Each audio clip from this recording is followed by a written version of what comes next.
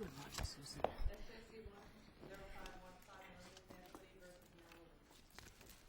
Good morning, Mr. Mahlowitz. Good morning, Your Honor. You may proceed. Thank you.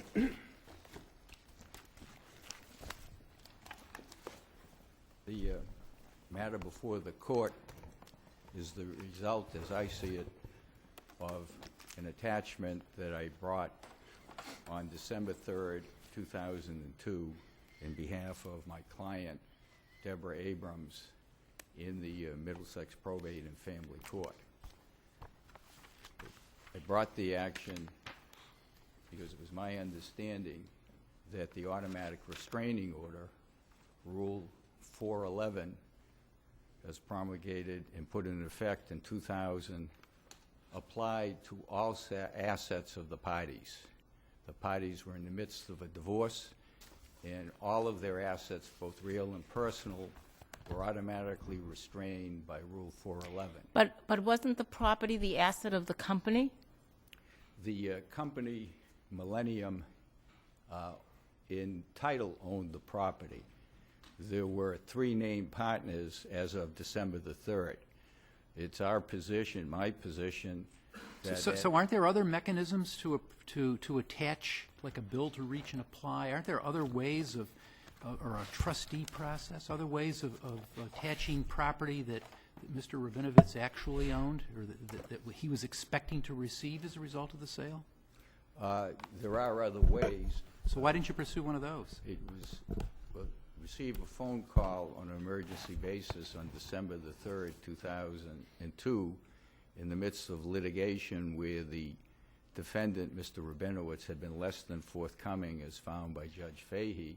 He hadn't disclosed his assets. He wouldn't offer or provide any information as to his assets.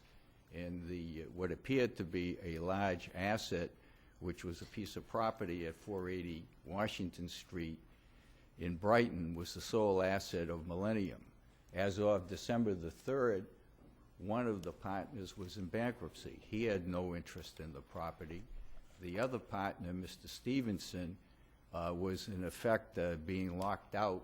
He had a very minor interest in the property, and they were in litigation on December the 3rd, 2002, as it turns out, in Superior Court over Mr. Stevenson battling with Mr. Rabinowitz as to his interest in the property. So why wasn't there an agreement to hold the proceeds that were attributable or that would have flowed to Mr. Rabinowitz as a result of the sale? His divorce attorney was never apparently authorized. Pasquale DeSantis never contacted. He was the attorney, the second attorney who represented Mr. Rabinowitz in the domestic action. But Mr. Fenn proposed precisely that solution. Mr. Fenn said, "I will meet you." I didn't know who Mr. Fenn was. He was the attorney representing Millennium. I understand that, Your Honor, at this point in time. At the time on December the 3rd and December the 4th and December the 6th, 2002, I never knew who Mr. Fenn was. I never encountered him before. So couldn't you have found out? Couldn't you have asked him who he represented? Or? I knew who he represented. He said he was counsel for Millennium. But the divorce counsel was Pasquale DeSantis. But the problem was that, as I understand it, Mr. Fenn was telling you, or seeking to tell you, that the process on the property, the lien on the property, would prevent the sale. That's what he represented, and he represented, although he described our conversations when he testified as cordial, we couldn't reach an agreement. He said if I wouldn't agree to remove the attachment, and I explained to him that the Rule 411 applied and that the probate court had to oversee the transaction. So couldn't you have asked the probate court to escrow any money that Rabinovitz received? If that is correct, Your Honor, I could have. Mr. Fenn wouldn't that have alleviated the whole problem? Then there wouldn't be a lien on the property. Property would be sold. Rabinovitz would get his money, and you would be satisfied because that money would be held in escrow. I would have been satisfied, as I told Mr. Fenn, to go back to the probate court. He said, well, I'm going to meet you on December the 9th, 2002, in the probate court, At that point in time, it would have been before the judge that would have heard the matter, and if we couldn't reach an agreement, it would be under the oversight of the court. And if Mr. Fenn or anyone on behalf of Mr. Rabinowitz wished to change the automatic restraining order or the attachment, because the automatic restraining order applies also, it was my position at the time, and it still is, to the sale of all assets. If you have a piece of property and all of it is owned by the divorcing party, that's an asset of the marriage. And the probate court, the reason I understand Rule 411 was enacted is to prevent just such an action like this. The statutory scheme, 208 Section 34, is an equitable division statute. And it was enacted and is interpreted, in my understanding, the latest case that would apply here by this court in 2008, after this case was tried in the Bernier case, is that it's an equitable statute. The parties are fiduciaries to each other, and as fiduciaries, they owe the highest degree to disclose in candor and honesty all of their assets. And the purpose of Rule 411 is to, 411, is to preserve the status quo so that either the parties can agree or the court can determine in an equitable fashion what the assets are and how they should be divided up. Now, this didn't occur in this case. As found by the lower court judge in her well-reasoned 24-page decision after a 7-day trial over several months, Mr. Rabinowitz was less than forthcoming. He hid or secreted all his assets. This was a major asset, and it came on a phone call from Mr. Stevenson to my client on December the 3rd. There wasn't a lot of time to reflect. Had the property been disclosed in the financial statement that Mr. Rabinowitz filed? It was disclosed, but not the value. He never disclosed. I never received the purchase and sales. He refused to provide any of this information. He didn't provide the purchase and sale, who the buyer was, who was representing the buyer. I didn't receive any of this information, all of it which I should have received. And I'm not suggesting, and there's no evidence in the lower court, and it wasn't our position in the lower court. Our position in the lower court that he had an ethical and zealous attorney, competent and honest, Pasquale DeSantis. He never had this information, was our position in the lower court and testimony to You're provide. talking about before Judge Fahey? Yes, Your Honor. And it hasn't changed. When was the closing date set? That's another problem. No, I mean, what was the latest that I mean, I know the closing date kept moving. What was the latest date that it Well, set? I discovered what was in the trial before Judge Fahey, the sale was dead, according to the plaintiff's witness, the co-owner of the property. Ms. Wong testified that a result of litigation between Mr. Stevenson and Mr. Rabinowitz, as of Thanksgiving 2002, Oh, I understand, but let's assume that it's rolled over into the December dates. What was the latest date for the closing that they offer, that Mr. Rabinowitz proposed? The latest date, well, there was some testimony, and I could be wrong, and there's some testimony, Your Honor, of December the 10th, some of December the 15th. Mr. Fenn gave Both various dates or after December the 9th? After December the 9th. And December the 9th... So, as I understand your statement, you had agreed to go before the probate court on December the 9th? Yes, with Mr. Your Fenn? Honor. Mr. Fenn said if I did not dissolve or agree to anything on the attachment, he would go and I would meet him on Monday, December the 9th, 2002. And December the 9th, the court has to also bear in mind it's difficult to put all these facts into sequence. Mr. Rabinowitz was in contempt. A contempt had been filed, I think, in late December, in November is the evidence. And on December the 9th, 2002, we were scheduled to appear in the Middlesex Probate Court on a contempt that he was some $16,000 arrears on alimony and child support for his 2 children. Part of the attachment and it was to preserve the assets for the contempt and the divorce. I understand it. And Mr. Rabinowitz's attorney, Pasquale DeSantis, asked me to continue that date as a courtesy to him. December the 9th is the date of 2002. My contempt on behalf of Ms. Rabinowitz, then Ms. Rabinowitz, now Abrams, was scheduled to be heard. We would have been there on the normal course of events on that contempt. I waited for Mr. Fenn. He never appeared. Okay. And Mr. I don't want to interrupt you, but if you don't pick up the note that Mr. Mason is trying to slip to you, oh, I don't want to get sidetracked. It's fine. Because I have enough There's responding to the court's questions. The judge referred to, Judge Fahey referred to 2 purchase and sale agreements between the same parties involving the same property. One was executed in September of 2002, the other in November 8th of 2002. Which of those deals was dead by, or were they both dead by Thanksgiving? It was one deal. I believe, my memory is from the testimony at the time in the trial, was that it was an offer to purchase in September, and then in November, I think it was the 8th and 9th, a purported purchase and sales was entered into by David Rabinowitz.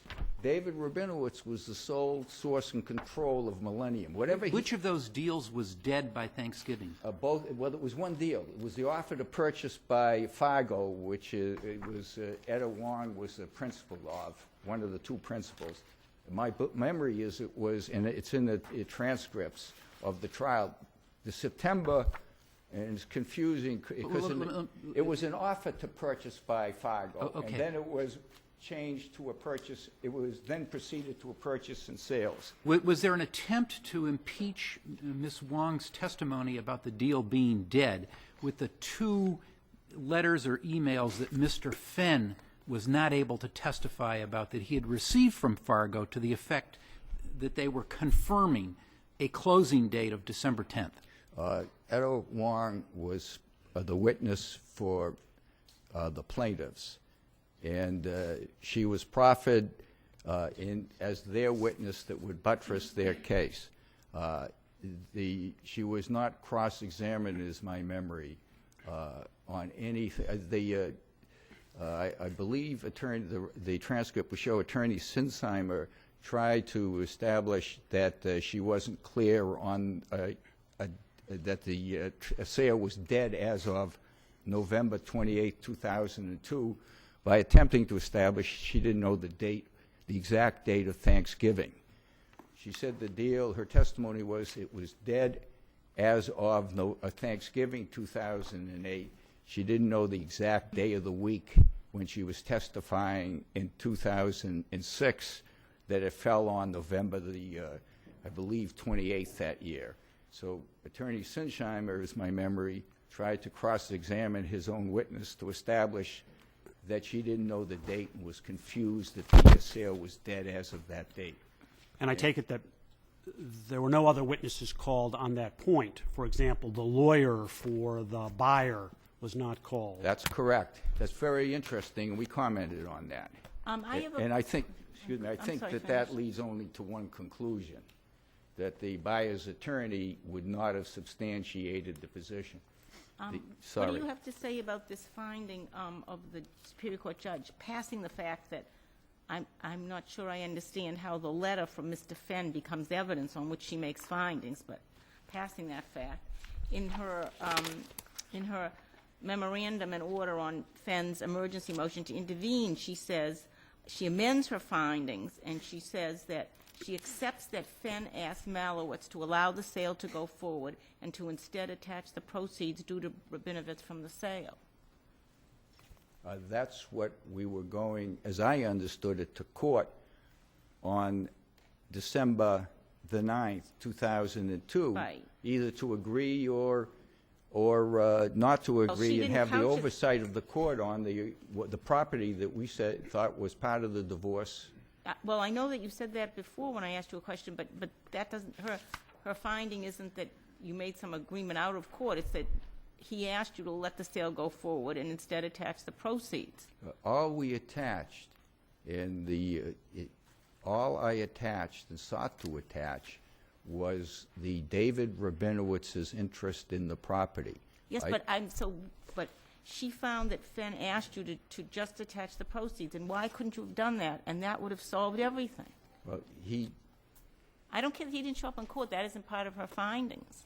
I understand, Your Honor. I'm not saying that if we had been provided with the information. Bear in mind that even when Fenn contacted me on the 6th. But you know that, I mean, you know that as an attorney who does this type of work, that you can attach proceeds. I did not have any information. My client had no information as to the sale. The purchase and sale wasn't provided. The name of the buyer wasn't. We had no information. We didn't know what the proceeds were going to be. And clearly, when I asked for the restraining order based upon the affidavit of my client, I represented to the court that we weren't seeking to stop the sale, and we never acted. But you know that if there's a lien on the property, nobody's going to want to buy it. I respectfully don't agree with that, Your Honor. In transactions, if there's a mortgage on a property, it doesn't prevent the sale. No, This but is this a is legitimate attachment. It's our position that the 411 was on the property, that Mr. whoever, and I think the appropriate party who never, and I think that tells us a lot, Mr. DeSantis was never involved. Mr. DeSantis was a party I knew, and obviously, if I think he's a zealous, ethical attorney, I had confidence in. He was never involved. He never called me. He appeared for a deposition with his client on December the 5th. On December the 5th, it was represented, Mr. Rabinowitz said, I'm going to put the company into bankruptcy. It's our position that Mr. Rabinowitz controlled this asset. He didn't want the oversight or the involvement of the probate court. He didn't want his attorney involved in it. Mr. Rabinowitz kept all the information, and the evidence was that in the lower court, from his own attorney. His own attorney never provided the information under the automatic disclosure, and he's required to provide all of these documents. And answers to interrogatories and production of documents, it was not provided. And as of December the 5th, which is the day before Mr. Fenn said he's going to go into the probate court Monday, and I welcomed that, Mr. Rabinowitz announced at his deposition, I'm going to put it into bankruptcy, and I'm going to use an attorney, I think he said Weinberg, which is the one he used. Now, Mr. Mahlowitz, excuse me, but your time Sorry. is up. I know it goes very quickly, but your time is up, and if Justice Cowen's up? question. Oh, thank you. Thank you. Well, I rely on the other issues as in our brief and the far before the court. Thank you, Your Honor. Thank you. Mr. Stern, good morning. Good morning. The appeals court was correct in holding that neither the malicious prosecution nor the abusive process judgments were supported by the record in this case. First, as to the malicious prosecution, there was probable cause as of the time the lawsuit was filed, and this is dispositive. Which lawsuit? Your lawsuit? Mr. Rabinowitz's abusive process lawsuit? When you say the lawsuit, tell me which lawsuit you're talking about. It was one lawsuit that alleged malicious prosecution and abusive process, and there was probable cause for that lawsuit, and that is dispositive as to Mr. Mahlowitz's claim against Rabinowitz and the others for malicious prosecution. Probable cause in the sense that they had a reasonable belief that they had a chance of prevailing. What do we do with the judge's finding that they did not have such a belief, that they knew it was groundless? Well, she said they knew it was baseless, but when? They knew it was baseless, and it was brought solely for the purpose of attempting, or principally for the purpose of trying to. That's the abusive process. And if I Well, but they're not unrelated. I agree it's not related. Not but I think that first of all, as far as probable cause, she never goes through and analyzes what knowledge they had as of the time they filed the lawsuit. And the knowledge they had was this, that Mr. Mahlowitz sought ex parte and recorded an attachment that was overbroad and misdirected against... Mr. Stern, let me ask you this. Yes. Attachments are obtained ex parte on many days in this Commonwealth, in the probate and family court and the superior court. And what one does, typically, if you're representing the person who was harmed, is you go into court that afternoon or the next day. I don't know a single judge who won't schedule a hearing to say, one, this is not subject to the automatic restraining order. Two, it's going to chill the sale. Three, this is what I'm going to do. Why wasn't that done here? Well, they had two choices. No, they had one choice if they were going to be harmed by this. Well, as of the time, as of, let's say, the 9th Right. of December, all they knew, When was the ex parte attachment? 4th? it was on the 3rd, and they had notice on the 5th.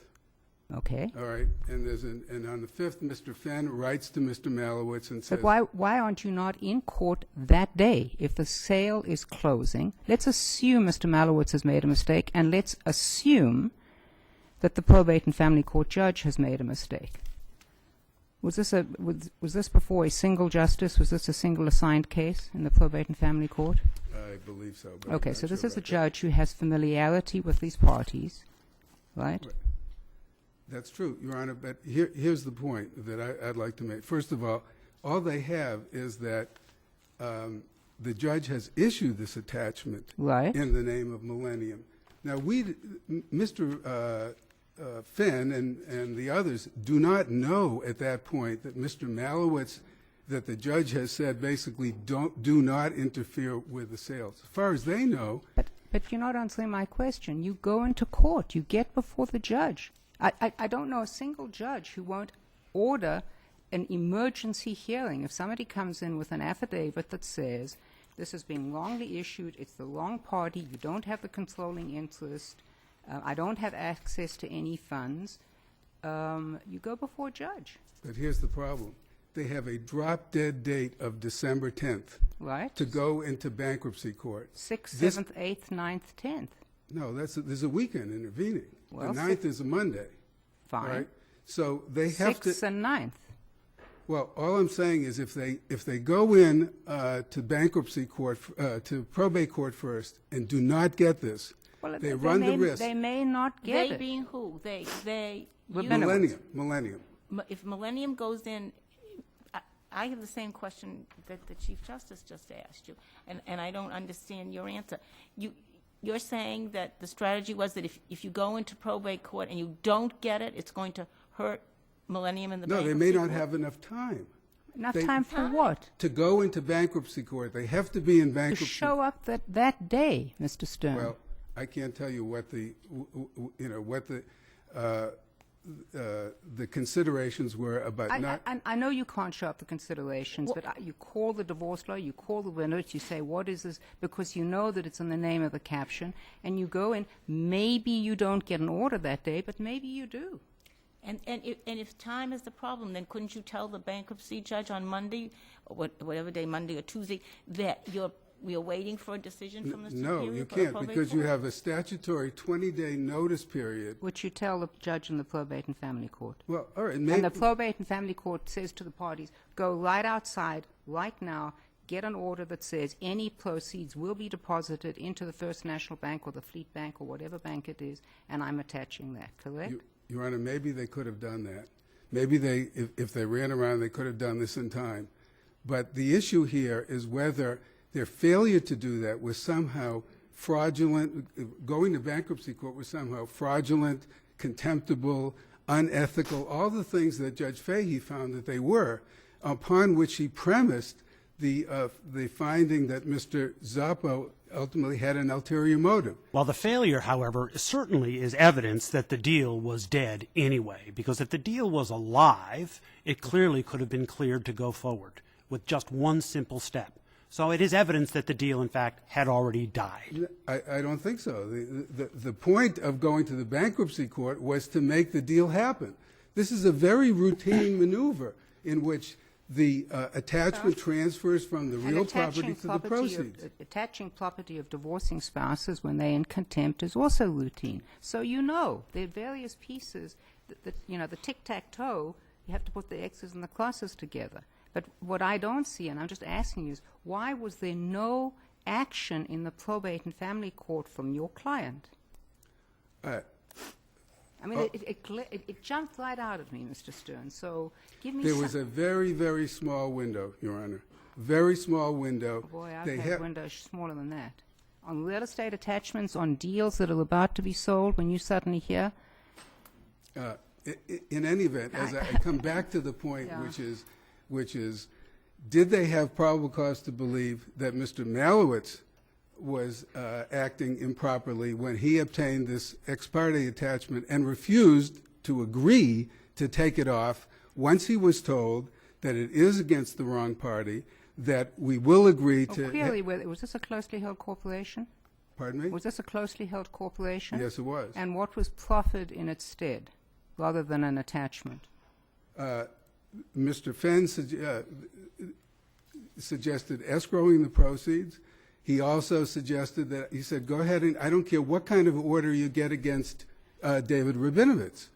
Go right ahead. Trustee the proceeds or whatever. We don't have any objection to that. We only have an objection to... And Mr. Mahlowitz, perhaps for good reasons, said, first of all, Rabinowitz is represented by a different counsel, right? We'll see you in court on December the 9th. The point was he would not agree. And they had, Your Honor, they had one iffy way to go, which was probate court. I mean, you say that judges do it all the time, but there was certainly no guarantee. There was a guaranteed way to do this by going into bankruptcy court.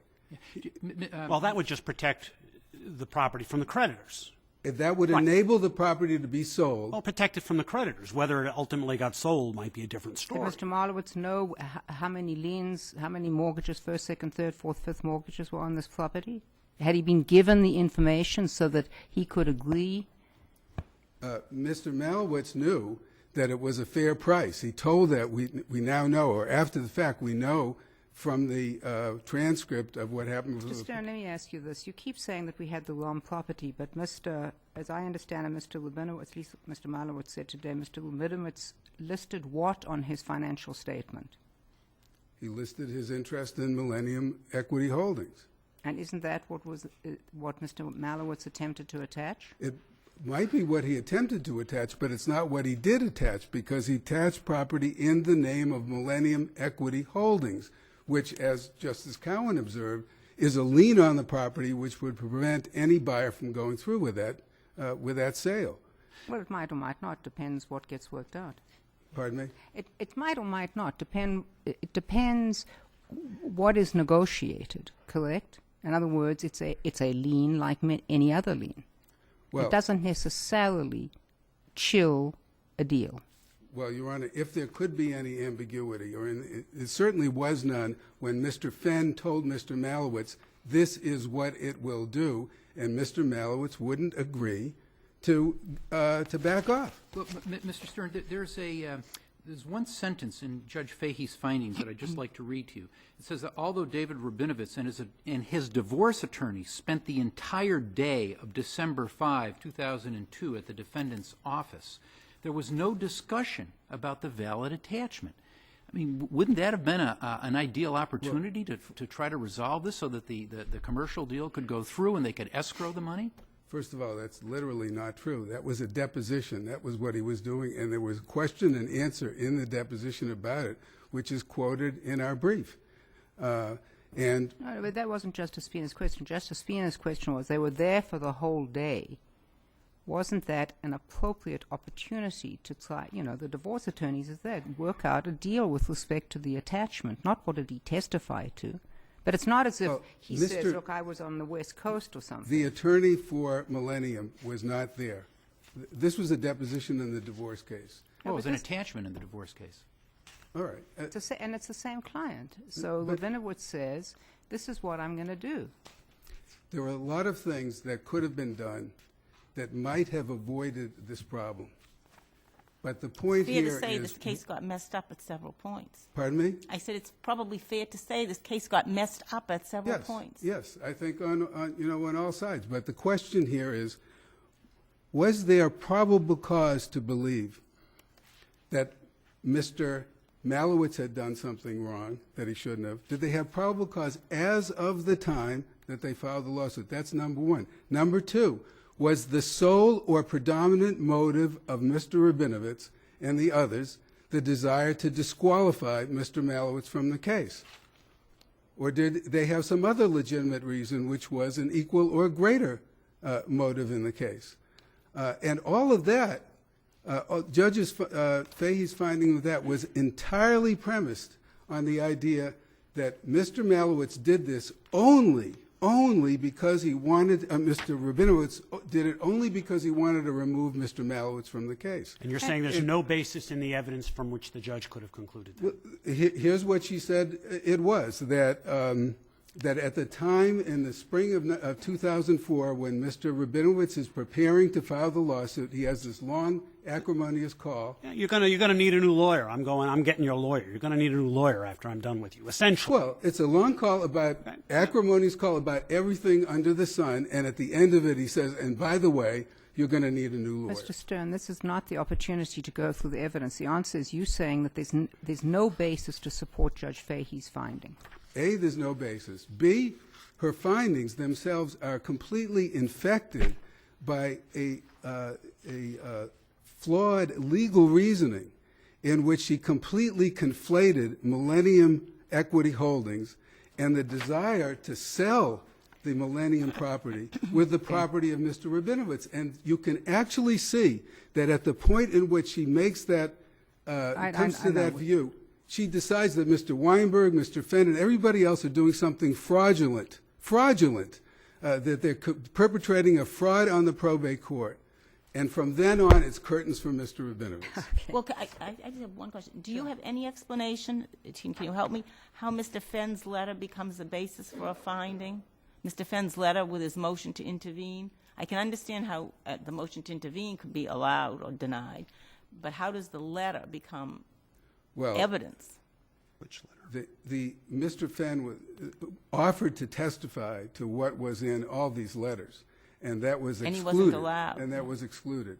So on the post-trial motions, Mr. Fenn moves to intervene, but there are also post-trial motions by the plaintiffs' counterclaim defendants.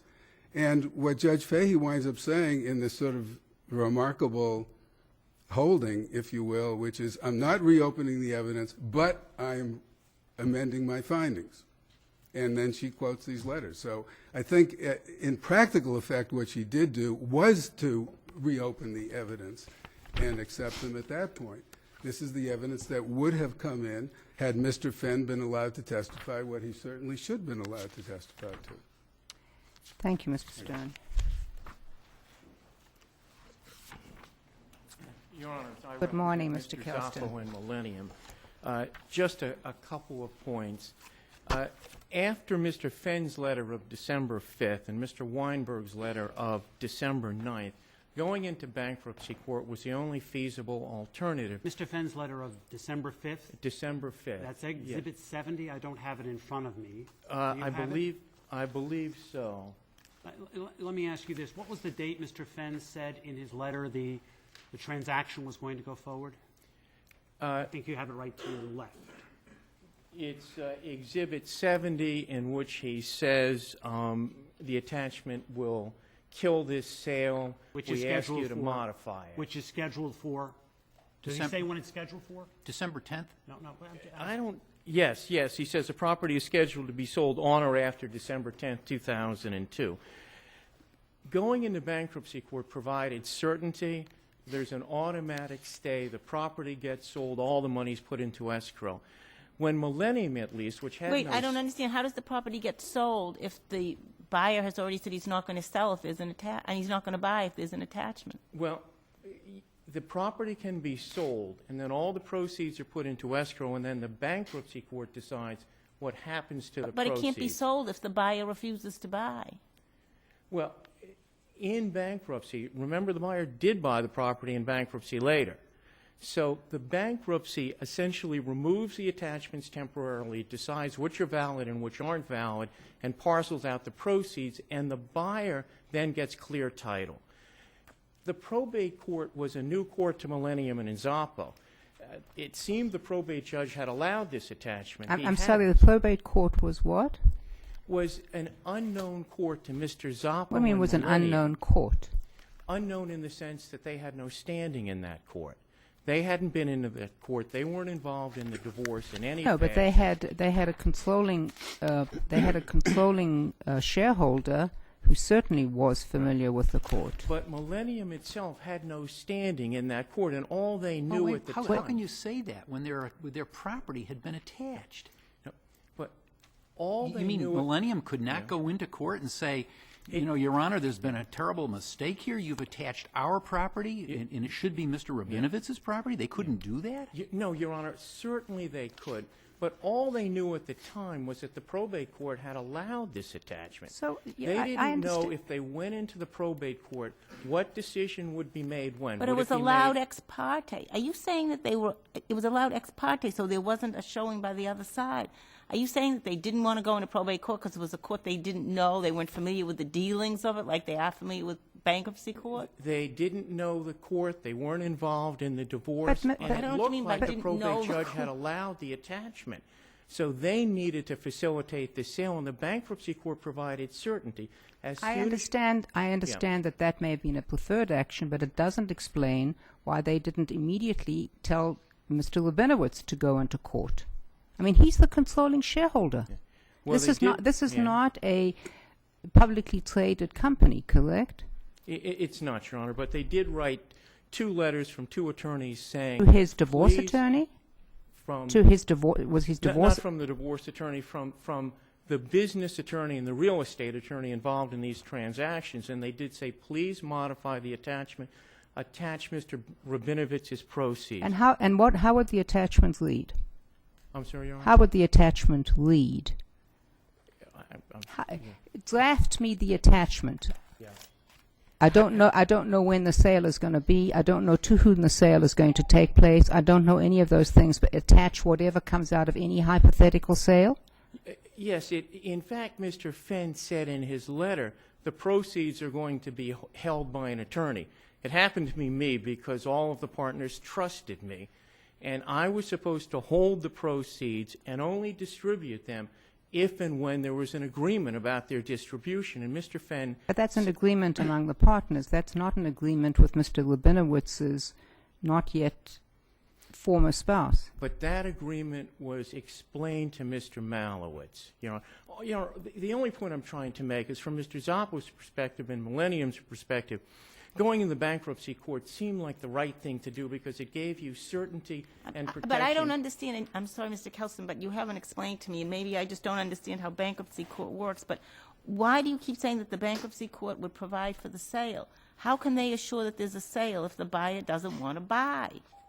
Well, as soon as you file in the bankruptcy court, all matters as to the property are essentially frozen, and the Right. bankruptcy judge decides not going to buy at that point, the sale won't go forward. And the buyer has said, that's what I keep asking. The buyer has said that if this lien continues on the property, I'm not going to buy.